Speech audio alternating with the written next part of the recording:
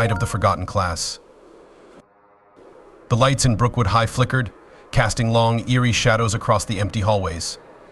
The school was eerily quiet at night, far from the usual chaos of the day. Outside, a full moon peeked through the dark clouds, casting a ghostly glow over the building. Inside, 6 students sat around in the library, their faces lit by the dim glow of a lantern. "I can't believe we're stuck here," Mia muttered, glancing at the clock. It was nearly midnight. Detention after hours for a prank?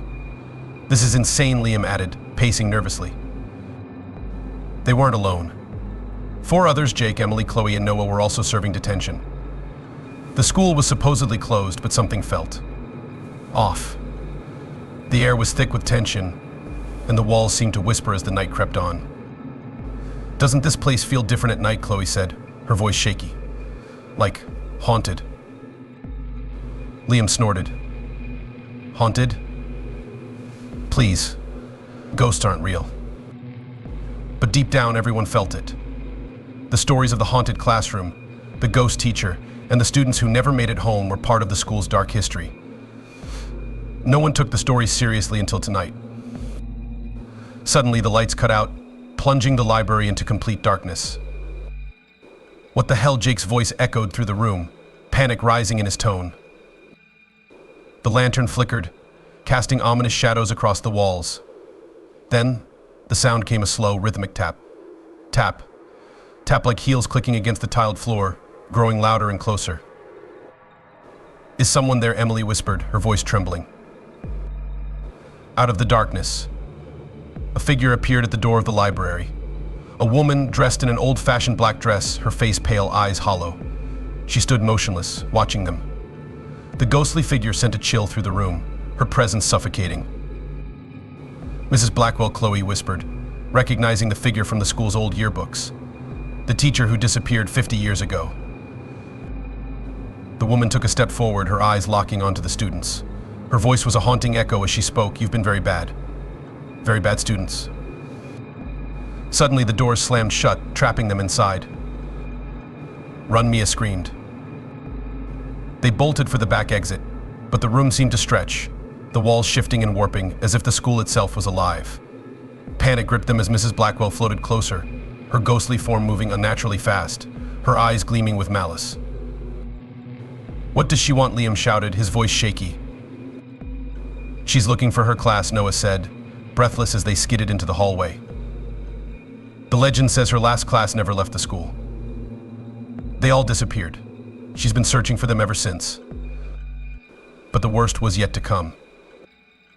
As they fled through the darkened halls, they heard a low, guttural moaning. Turning the corner, their blood ran cold. Emerging from the shadows were students decayed, rotting figures with vacant eyes, shuffling toward them. The zombies. The missing students, back from the dead. "They're her class," Emily screamed.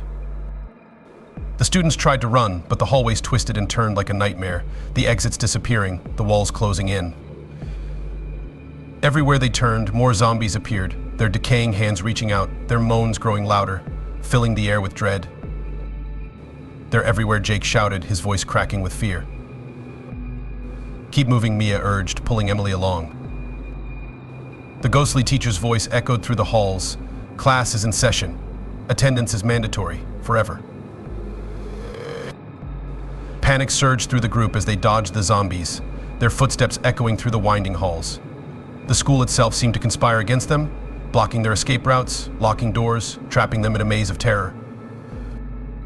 "She's playing with us," Noah gasped, looking around desperately. "There has to be a way out." Just then, they stumbled into an old, abandoned classroom at the far end of the school.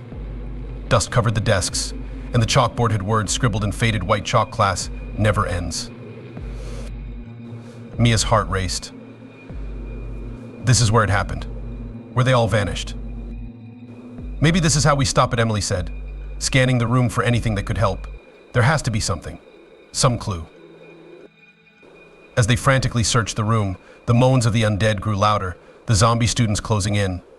And then, they saw a trapdoor beneath the teacher's desk. Without hesitation, they pulled it open and descended into the dark. The tunnel beneath the school was damp and narrow, the air thick with the stench of decay.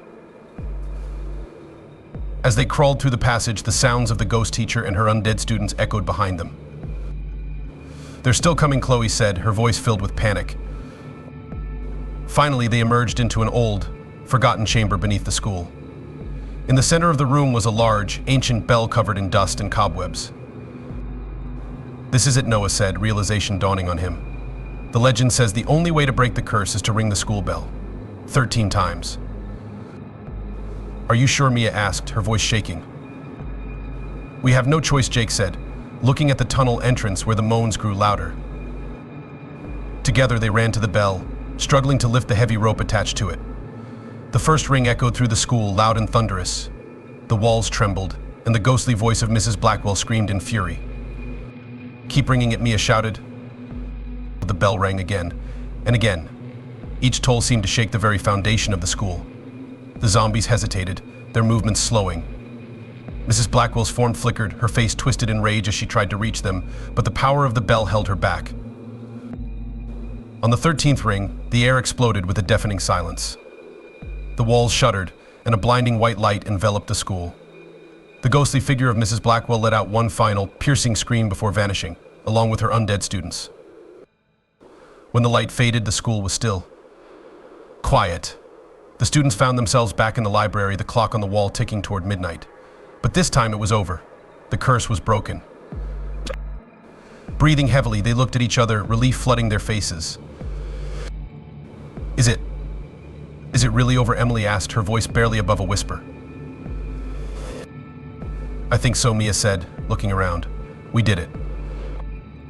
But just as they turned to leave, the clock chimed once more. Dong. Dong ... a sinister sound that sent chills down their spines. And in the distance, the faint echo of footsteps approached once again.